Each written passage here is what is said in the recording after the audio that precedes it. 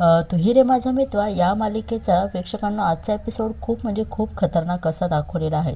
प्रेक्षकांनो, आपण बघणार आहोत की वल्लरी मामींना आता ईश्वरीला मारण्याचा पूर्णपणे प्लॅन करत असते.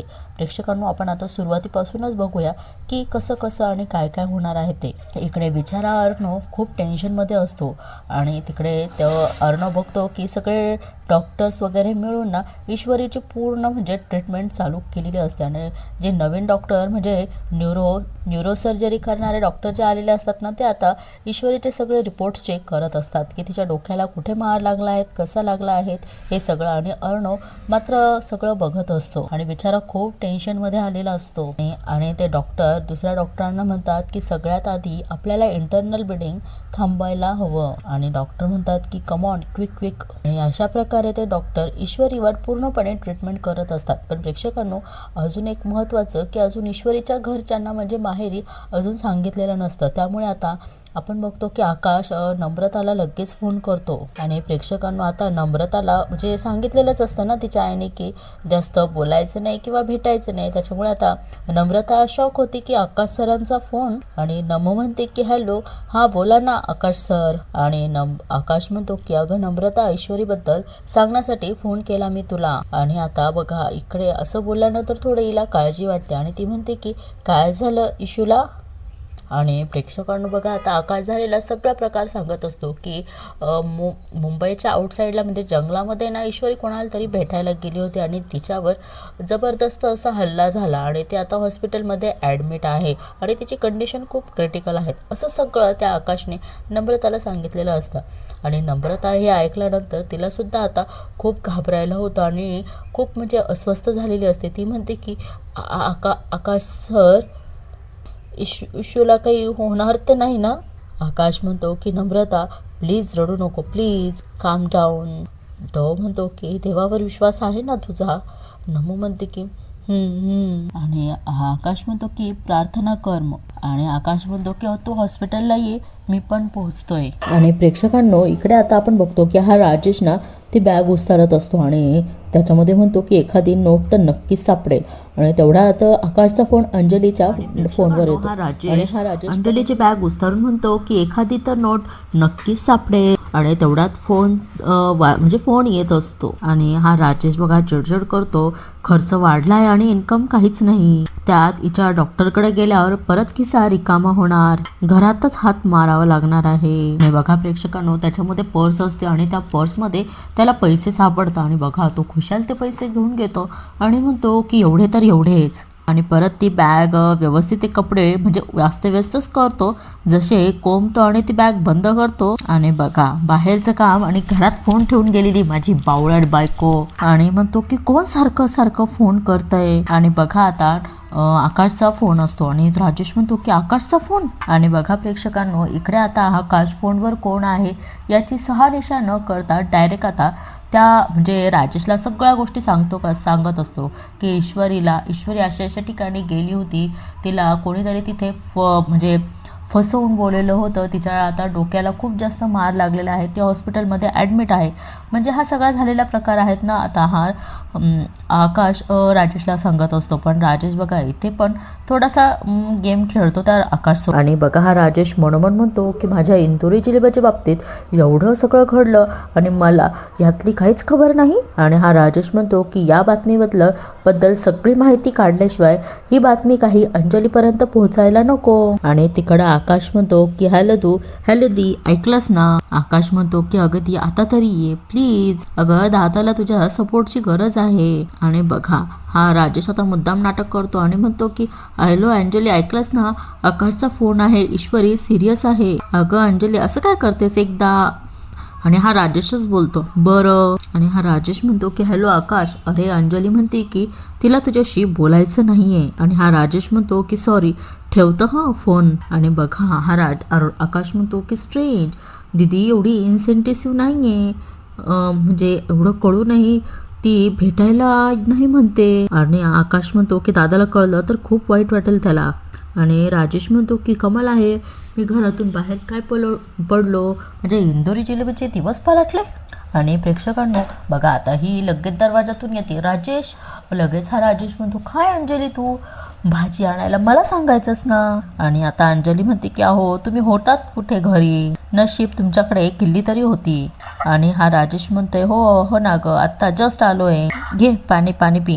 आणि हा राजेश म्हणतो की अंजली माझ्यामुळे होणारे तुझे हाल खरंच बघवत नाहीये ग मला. आणि अंजली म्हणते की अहो मला नाही वाटत की माझे काही हाल होत आहेत, कारण मी तुमच्या सोबत आहे. आणि हा राजेश म्हणतो की अगं अंजली मला आत्ता ना थोडं बाहेर जावं लागेल, खूप महत्त्वाचं काम आहे. आता अंजली म्हणते की अहो आत्ता तर आलात ना तुम्ही, आता लगेच कुठे निघालात, थांबा ना थोडा वेळ. आणि हा राजेश म्हणतो की अंजली अगं असं काय करतेस, आता खर्च आणि जबाबदारी वाढली नाहीये का. आणि अंजली म्हणते की सगळं मान्य आहे मला, पण तुम्ही एक दिवस नाही केला तर काही बिघडत नाही. आणि अंजली म्हणते की आपण एकदा ना निवांत बसून सगळे रेकॉर्डिंग्स गाणी ऐकू.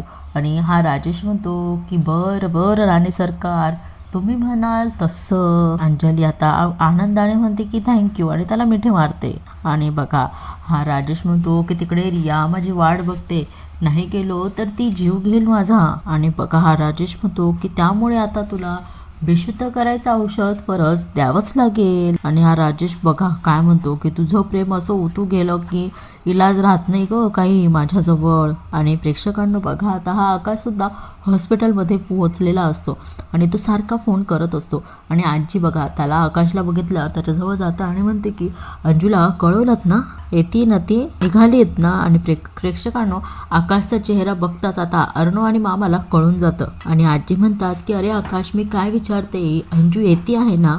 आणि आता आकाश म्हणतो की अगं आजी डी फोनवर आलीच नाही. आणि आजी म्हणताय की काय. आता अर्णव लगेच बघा त्याला खरं गरज तर त्याच्या ताईची. आणि आकाश म्हणतो की जिजू म्हणाले की ताईला बोलण्याची इच्छा नाही आहे. पण बघा आता मामा अर्णवची अवस्था खूप चांगल्या प्रकारे समजतात. आणि आता लगेच मामा त्याच्याजवळ येतात आणि त्याला थोडंसं रिलॅक्स, थोडंसं शांत करण्याचा प्रयत्न करतात. आणि बघा आता मामी, जसं काही मामीला काही माहीतच नाही प्रेक्षकांनो. आता मामी किती खोट्यात जाव आणते बघा. अरे अर्णव काय झालं ईश्वरीला असं अचानक, ईश्वरीवर जीव घेणे हल्ला कुणी केला, सांग ना कशी आहेस ती, डॉक्टर काय म्हणताय. आणि इकडे आता मामा म्हणतात की वल्लरी आल्या आल्या किती प्रश्न विचारतेस. आणि आता मामी म्हणतात की अहो मला खरंच काळजी वाटते हो, बिचारी पोर केवढं लागलंय तिला, सांगणार आहे काय झालंय तिला. आणि बघा आता मामी म्हणतात की मान्य आहेत मला की आमचे मतभेद आहेत, पण हे ऐकल्यावर खरंच वाईट वाटतं आहे हो. आणि आता मामी सारखं अर्णवला प्रश्न विचारतात, सांगणारे बाळा कशी आहेस ती. पण मामा इकडे सोडून मामीला म्हणतात की वल्लरी तुला खूप वाईट वाटतं आहे, हे पटलं आहेत आम्हाला. मामा म्हणतात की आता थोडा वेळ तरी शांत राहा. आणि बघा आता अर्णव लगेच ते डॉक्टर बाहेर येतात आणि अर्णव म्हणतो की हाऊ इज शी.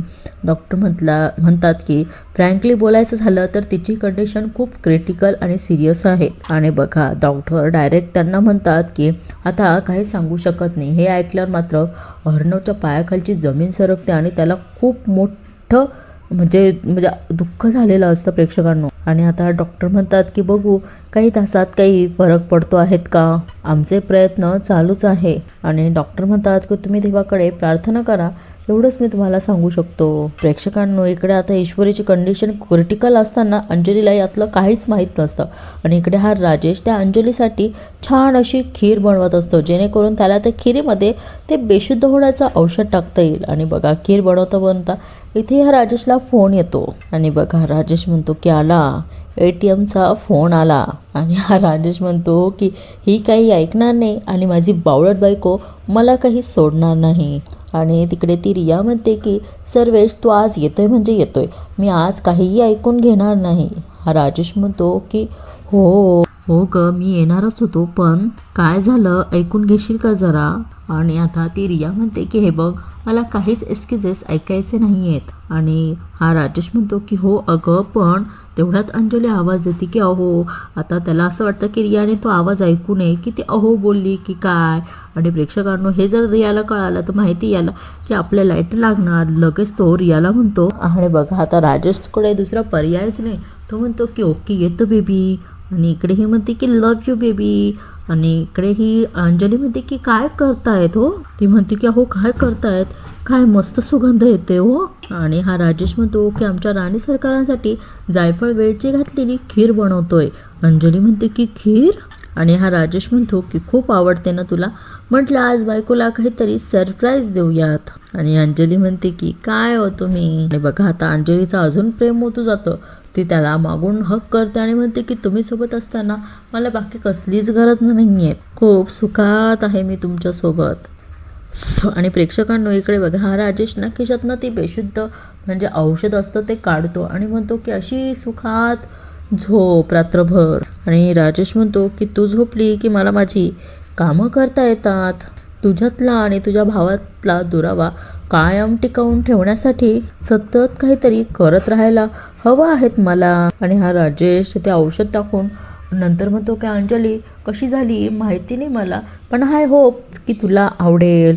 अंजली म्हणते की आणि प्रेक्षकांना आता बघा हे सगळे आता ईश्वरीची तब्येत एवढी क्रिटिकल म्हटल्यानंतर सगळ्यांना वाईट तर वाटतं आणि टेन्शन मात्र येतंच. आणि इकडे तर मामी कोणाला तरी फोन करणार असती, त्यामुळे ती थोडीशी पुढे जाते आणि इकडे हे सगळे ईश्वरीकडे बघत असतात. आणि बघा आता तिची आई रडत रडतच येते की इशू इशू, आणि मामी तिचा आवाज ऐकून घेते. आणि बघा लगेच मामी तिथून गायब होते. ईश्वरी विचारते की इशू इशू कशी माझी इशू हां. आणि आता तिची आई विचारते की काय झालं नक्की इशूला, कोणी कोणी केला हल्ला हां, म्हणजे एवढं कसं लागलं हो तिला. आता इकडे नम्रतासुद्धा घाबरून आणि रडत असते. ती म्हणते की डॉक्टर काय म्हणालेत. आणि आता बघा अर्णवला त्यांना काय सांगावं तो स्वतःच एवढा मोठ्या धक्क्यात असतो. आणि तिची आई म्हणते की अर्णव काय झालं सांगा ना इशूला. आणि आता आता अर्णवला तर काही बोलायला सुचत नाही, त्यामुळे आकाश म्हणतो काकू नम्रता खरं सांगायचं म्हणजे ईश्वरी सिरियसच आहेत. आणि बघा हे ऐकल्यावर कोणाला वाईट वाटणार नाही, कोणाला धक्का बसणार नाही. तर तिची आई म्हणते की सिरियस आहे. आणि आकाश म्हणतो की हो, पण तुम्ही काळजी करू नका, मुंबईचे बेस्ट डॉक्टर तिच्यावर ट्रीट करता आहेत. आणि आता तिची आई विचारते की अर्णव ईश्वर हल्ला झाला तेव्हा तुम्ही कुठे होता, तुम्ही तिला एकटं का सोडलं. नमू सांगत होते की मुंबईच्या बाहेर ती कुठेतरी जंगलात गेली होती, तिथे हल्ला झाला तिच्यावर. आणि तिची आई म्हणते की अर्णव काहीतरी बोला ना, तुम्ही का तिच्यासोबत नव्हता, ती तुम्हाला सांगून गेली नव्हती का तिथे. आता नमू तिच्या आईला शांत करण्याचा प्रयत्न करते. ती म्हणते की आई शांत हो प्लीज. तर त्या म्हणतात की अर्णव अहो तुमची जबाबदारी होती ना ती हां, आता त्याची जबाबदारी असली तर त्याच्यावर पण काहीतरी बितलेली आहे ना प्रेक्षकांनो. पण आता बघा सगळेजण तिच्यावर प्रेम करणारे व्यक्तीच असतील तर त्यांचं ओरडणं रागवणं हे साहजिकच आहेत की नाही. आणि आता आजी बघा म्हणतात की सुप्रियाताई शांत व्हा. त्या म्हणतात की एक आई म्हणून तुम्हाला काय वाटतंय, तुमच्या मनात नक्की काय विचार येत आहे हे कळतंय हो मला. आणि आजी म्हणतात की काळजी करू नका, देव आहे तिच्या पाठीशी. आणि सुप्रिया काकू त्यांना म्हणतात की आई काही होणार तर नाही ना हो माझ्या इशूला. आजी म्हणतात की नाही होणार. आणि ईश्वरी त्याला अर्णवला तिचं बोलणं आठवतं. ती म्हणते की मी हे नातं मान्य करत नाही असं मी म्हटले असेल, पण मला तुमच्याबद्दल काही वाटत नाही असं नाही ना. आणि आता अर्णवला ईश्वरीच्या प्रत्येक गोष्टीची आठवण होत असते. ज्या वेळेस अर्णववर हल्ला झाला त्यावेळेस ईश्वरी कशी त्या हल्ल्यापासून त्याला वाचवते हे देखील आता त्याला आठवत असतं. आणि ईश्वरी त्या बाईला म्हणते की सरांना काही होऊ देणार नाही मी. लग्नाच्या आधीसुद्धा अर्णव तर तिच्या प्रेमातच होता हे तर आपल्याला माहिती आहे प्रेक्षकांनो, पण ईश्वरीचं प्रेम नंतर झालं हे त्याला अजून माहीतच नाही आहे. असो जेव्हा अंजली सोडून गेली तेव्हासुद्धा ईश्वरीने त्याची खूप काळजी घेतली होती. त्याच्या मानसिकतेची त्याच्या प्रत्येक गोष्टीची ईश्वरीने काळजी घेतली होती. आणि हेच सगळं आता अर्णवला आठवत असतं. आणि प्रेक्षकांनो बघा आता इकडे मामी अशी खूप घाबरलेलीच असते आणि थोडी बाजूला येऊन म्हणते की आज परत एकदा नशिबाने वाचली आहेस तू वल्लरी, पण तुझं नशीब कायम अशी साथ देणार नाही आहे तुला. कधीतरी ती सुप्रिया येणारच तुझ्या समोर आणि मग अर्णवला समजेल त्याच्या आईने आत्महत्या केली आहे ती तुझ्यामुळे आणि सोडणार नाही तुला तो हे सगळं कळल्यावर. आणि इकडे मामे तिचा घामच पुसत असते. मामा तिला शोधत शोधत तिच्यापर्यंत बरोबर पोहोचतात. आणि आता मामा तिच्याजवळ येऊन त्यांना डायरेक्ट म्हणतात की वल्लरी तुझ्या ह्या वागण्याला काय म्हणायचं. ती म्हणते की का आता काय झालं. आणि मामा म्हणतात की सगळं माहिती आहे मला, ती नम्रता आली म्हणून तू इथे निघून आलीस ना. ते म्हणतात की अगं मनातला राग व्यक्त करण्याची ही जागा आणि ही वेळ आहेत का, काय चाललंय तुझं वागणं. पण मामी आता मामालाच धुडकावून लावते आणि म्हणते की मला तुमचं काहीही ऐकायचं नाही. घरी बोलतच असताना मला आणि इथे सुद्धा. आणि मामा म्हणतात की घरी जशी वागते ना तशीच तू इथे हॉस्पिटलमध्ये देखील वागते, म्हणून बोलावं लागतंय. मामी म्हणते झालं बोलून, झालं ना बोलून. आणि मामी म्हणतात की ती नम्रता आणि तिची आई मला माझ्या डोळ्यासमोर सुद्धा नको आहेत. आणि मामा काही बोलणार तेवढ्यात मामी त्यांचं बोलणं रोखते. तुमच्याकडे आहे ना माणुसकी, मग जा तुम्ही दाखवा ना तुमच्यातली माणुसकी, मला नका सांगू. इकडे मामा म्हणतात की मी मूर्ख आहे, मी तुला समजवायला आलोय. आणि मामी त्यांनाच म्हणते कळलं ना, मग जा. आणि आता बघा मामी म्हणते की ईश्वरी घरात आहे तोवर हे सारखं घडतच राहणार आणि अगदी तर ती आता माझ्यापर्यंत पोहोचणार. बघा मामी म्हणते की नाही नाही नाही, काहीही झालं तरी ईश्वरी जगायलाच नको आहे ती जगायला ईश्वरी. आणि इकडे आता याची खीरही बनवून झालेली असते आणि तो अंजलीला म्हणतो की राणी सरकार ही घ्या तुमची खीर. आता अंजली म्हणते की हे काय हो, एकच वाटी? आता राजेश म्हणतो की नाही नाही मी घेईन ना नंतर, तू सुरू तर कर. अंजली म्हणते की अहो असं काय, इतकी छान बनवली ती खीर, मी एकटीच खाऊ? आणि हा राजेश म्हणतो की खीर खाण्यापेक्षा ती तुम्हाला खाताना बघण्यात जास्त आनंद आहेत राणी सरकार. आणि हा राजेश बघा किती गोड बोलतो. तो म्हणतो की मी एवढं ऐकतो तुझं आणि तू एवढीशी माझी इच्छा पूर्ण नाही करणार का? आणि अंजली म्हणते की तुम्हीही काय ऐकणार नाही आणि मला सुद्धा राहवणार नाही अशी खीर समोर असल्यावर. आणि बघा हा राजेश तिला भरवतो आणि भरवल्यानंतर ती म्हणते की वाव, तुम्हाला इतकी छान खीर बनवता येते हे माहीतच नव्हतं मला. हा राजेश म्हणतो की अंजली अगं अजून माझे असे कितीतरी गुण आहे हे माहीतच नाही आहे तुला. आणि बघा आता हा राजेश तिला खाऊ घालतो आणि अंजली म्हणते की खूपच सुंदर बनवली हो. हा राजेश म्हणतो हो की नाही. आणि हा राजेश म्हणतो की मस्त, आता तू खीर एन्जॉय कर म्हणजे आपलं बाळसुद्धा खुश झालं पाहिजे. आणि बघा मामी म्हणते की इकडं ही ईश्वरी सिद्धीवर आली की पहिले ती धुमाळचं नाव घेणार आणि तो धुमाळ माझं. ती म्हणते की नाही नाही नाही असं होता कामा नये. आणि बघा आता इकडे धुमाळला फोन केल्यावर तो म्हणतो की मॅडम तुम्ही? आणि ती म्हणते की धुमाळ मी काय सांगते ती नीट ऐका. आणि ती म्हणते की शक्य तितक्या लवकर मुंबई सोडायची. हा म्हणतो काय? आणि प्रेक्षकांनो बघा आता त्यांचं बोलणं थोडंसं बाजूला ठेवलेलं आहे. इकडं आता आपल्याला बघूया लव बर्डचं काय चाललेलं आहे. आता इकडे हा त्याच्या बायकोला भेटायला त्या रूममध्ये आलेला असतो. आणि इकडे बघा अर्णव तिला म्हणतो की मी का तुला एकटीला जाऊ दिलं, तेव्हा का मी तुला नाही म्हटलो. आणि अर्णव म्हणतो की तू पण मला सांगून नाही निघालीस की कुठे चाललीस ते. इतर वेळी एवढी बडबड करत असतेस, माझं डोकं खात असतेस, ज्या वेळेस गरज होती त्यावेळेसच काही नाही सांगितलंस. अर्णव म्हणतो की काय एवढी मोठी रिस्क घेतलीस. आणि हा धुमाळ म्हणतो की हे बघा मॅडम तुमची काहीतरी गल्लत होते म्हणून सांगतोय, करप्ट आहेत मी हे मान्यच करतो पण कोणी नाही आहे. आणि तो म्हणतो की मला माहीत नव्हतं तुम्ही एका मुलीवर असा जीवघेणा हल्ला करणार आहात. आणि तो म्हणतो की तुम्ही मला सांगितलं होतं की तिला फक्त धमकी देऊन सोडून देऊ. आणि ही मामी म्हणते की तुम्ही काय आता माझ्याशी वाद घालणार आहात. ती म्हणते की मी जेवढं सांगितलं तेवढंच करायचं धुमाळ. आणि हा म्हणतो की हे बघा. आणि तो म्हणतो की काही असलं तरी मी एक पत्रकार आहे हे विसरता आहेत तुम्ही. तो म्हणतो की धमक्या देऊ नका मला आणि प्रकरण माझ्यापर्यंत येऊ देऊ नका. बघा आता हा धुमाळ काही ना ऐकता फोन ठेवून देतो. ती म्हणते की धुमाळ अहो. आणि बघा आता इकडं मामी घाबरते आणि म्हणते की ईश्वरी जिवंत राहिली तर माझं उरलेलं आयुष्य सगळं उद्ध्वस्त करेल. मामी म्हणतात की आज रात्रीच हिचा खेळ खल्लास करायलाच हवा.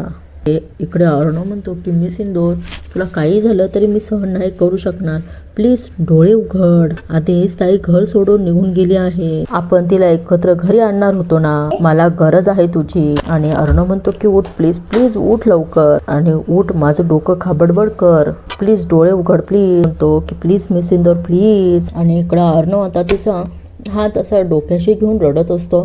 तेवढ्यात तिची आता हालचाल त्याला जाणवते, तिचा जीव खूप तगमग करत असतो. बघा अर्णवला ते कळतं आणि तो म्हणतो की मी सिंदूर काय काय होतंय, मी सिंदूर आर यू ओके. आता हिची हालचाल अशी बघून लगेच अर्णव डॉक्टर सिस्टर यांना लगेच बोलावून घेतो आणि सगळेजण आता लगेच तिथे येतात. अर्णव तिला म्हणतो की miss Sindoor are you okay. आणि बघा आता लगेच डॉक्टर त्यांची ट्रीटमेंट सुरू करतात आणि अर्णवला सांगतात की प्लीज तुम्ही बाहेर व्हा. अर्णव काही ऐकत नाही पण डॉक्टर म्हणतात की आम्हाला आमचं काम करू द्या, प्लीज तुम्ही बाहेर व्हा. असं बोलल्यानंतर थोडेसे डॉक्टरही त्याच्यावर ओरडतातच आणि तेव्हा तो त्या रूममधनं बाहेर जातो. इकडे ऐश्वरीची अशी अवस्था बघून, तिची अशी तगमग बघून प्रेक्षकांना बाहेर सगळ्यांना तिच्याबद्दलचं खूप वाईट वाटत असतं. तिची आई तर अक्षरशः रडते प्रेक्षकांना, बहीणसुद्धा. इकडे मामा फक्त अर्णवला सांभाळत असतात. बघा आता त्यांनी काहीतरी ट्रीटमेंट केलेली असते, जी तिची होणारी तगमग असते ती आता शांत झालेली असते. आणि इकडे आता अर्णव सगळेजण प्रार्थना करत असतात आणि अर्णव म्हणतो की माझा तुझ्यावर विश्वास नाही आहे देवा, पण तिचा आहेत ना, काही कर आणि तिला वाचव. आणि बघा तेवढ्यात नर्स इथे येते आणि म्हणते की मिस्टर राजेश शिर्के, तुम्हाला या फॉर्म्सवर सह्या कराव्या लागतील. आणि मामा म्हणतात की कसला फॉर्म? ती नर्स म्हणते की पेशंट क्रिटिकल आहे, त्यासाठी आम्हाला लागणारी ट्रीटमेंट त्यासाठी तुमची NOC लागेल. आणि बघा आता NOC म्हटल्यावर सगळेजण घाबरून जातात. ते म्हणतात की NOC कशाला? आणि ती नर्स म्हणते की तसा रूलच आहेत सर. आणि अर्णव म्हणतो की NOC पण ऑपरेशन काय आहेत? आणि ती नर्स म्हणते की हे बघा सर, नॉर्मल प्रोसिजर आहेत, आता आम्हाला हे सगळं फॉलो करावंच लागणार ना. आणि ती नर्स म्हणते उद्या जर का पेशंटला काही झालं, पण अर्णव तिला लगेच उतरतो आणि म्हणतो काही झालं तर? आणि बघा प्रेक्षकांनो, तर असं म्हटल्यानंतर आता सगळ्यांना तर असं धक्काच बसेल ना की पेशंट म्हणजे कोणी का असं ना, जीव जाणं ही काही छोटी गोष्ट नाही आहेत ना. आणि अर्णव आता चिडतो आणि म्हणतो की काय म्हणताय तुम्ही, काय होणार काय? आणि आता अर्णव सुद्धा चिडतो. डॉक्टरना म्हणतो की डॉक्टर ह्या काय म्हणतायत, काय होणार म्हणजे शी इज ओके. आणि डॉक्टर त्यांना येऊन म्हणतात की अर्णव इज अ प्रोसिजर. आणि बघा अर्णव म्हणतो की मामा ही काय, कसली NOC, कसली प्रोसिजर? आणि मामा पण म्हणतात की नर्सला तुम्ही माझ्याकडे द्या. ती नर्स म्हणते की सर लवकर सह्या करा, वेळ कमी आहेत आपल्याकडे. आणि बघा आता हे अर्णवला काही पटत नाही. सगळं माहीत असतं प्रेक्षकांना, पण कधी कधी कसं आपला पेशंट जर तिथे असला तर आपल्यालाही काही गोष्टी सुचत नाही आणि आपला आवाज देखील जडतो. तसंच काहीसं अर्णवच्या बाबतीत इथे झालेलं असतं. पण मामा आता सगळी कंडिशन त्याची समजून घेतात आणि त्याला त्या पेपर्सवर सह्या करायला लावतात. आणि प्रेक्षकांनो आता बघा इकडे कसं झालं ना. आणि आता जेव्हा अर्णववर हल्ला झाला होता तेव्हा ईश्वरी त्याला म्हटली होती की आता परिचयासारखं मी तुमच्या मागेच फिरणार. हे सगळं आता ईश्वरी अर्णवला आठवत असतं. ती त्याला म्हणते की खबरदार, तुम्ही 1 सेकंद जरी माझ्या नजरेआड झालात तर. आणि ईश्वरी त्याला म्हणते की तुमच्यासारख्या माणसाला माझ्यामुळे काही झालं तर मी नाही सहन करू शकणार सर. आणि बघा आता अर्णवचंही करत नाही म्हणून मामा त्याला म्हणतात की अर्णव. बघा प्रेक्षकांनी अर्णवने सह्या केलेला असतात. आता ते पेपर्स मामा नर्सकडे देऊन देतात. आणि प्रेक्षकांनो इकडे आता अर्णवसुद्धा खूप म्हणजे काय म्हणतो ना आपण, सदम्यात पोहोचलेला असतो. इकडे सुप्रिया काकू, नम्रता रडतात, प्रत्येक जण रडत असतं. ते का? ते ईश्वरीसारखी मुलगी. प्रेक्षकांना माहीतच आहे तुम्हाला की ती काय आहेत. आता अर्णव बघा बिचारा तिथून निघून जातो आणि बघा आता आकाश अर्णवच्या मागे जातो, पण मामा त्याला अडवतात आणि म्हणतात की नको जाऊ, थांब इथे. आजींना देखील आता खूप रडायला येतं प्रेक्षकांना. आणि इकडे प्रेक्षकांना बघा याने तो फोन बंदच करून ठेवलेला असतो अंजलीचा. आणि बघा आता तिला ती खीर खाऊ घालून तिला मस्त गाढ झोपून लावलेलं असतं. तिच्या अंगावर टाकतो आणि तो तिथनं मात्र आता कल्टी मारतो. आणि बघा हा राजेश म्हणतोय की झोपली माझी बावळट बायको. आणि तेवढ्यात त्याला फोन येतो आणि ही रिया त्याला फोन करते आणि म्हणते की hello Sarvesh, where are you, तू का नाही आलास अजून? तो पण म्हणतो की येतच आहे, थोडा पेशन्स ठेव. ती म्हणते की अरे पण किती उशीर. ती म्हणते की एव्हरीथिंग इज ओके, ताई ठीक आहे ना तुझी? हा म्हणतो की नाही तिची तब्येत एकदम ठीक आहे, आता शांत झोपली आहे. तो म्हणतो की येतो डार्लिंग, बाय. ती म्हणते की ऑल राईट बाय.